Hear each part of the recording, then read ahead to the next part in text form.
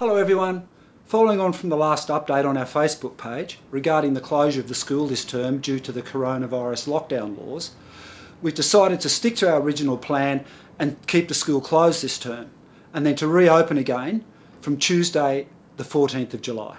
There's a lot of confusing and conflicting information out there in public, a la Chinese whispers, but some experts are saying that the returning of public schools from last Monday could pose a serious risk for further COVID-19 outbreaks. For the safety of our students and our staff, we've decided to stay closed until July.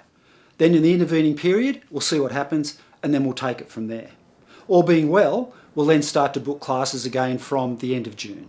During the downtime, we'll be refreshing the school's curriculum, writing batches of new scenes, along with updating equipment, props and sets.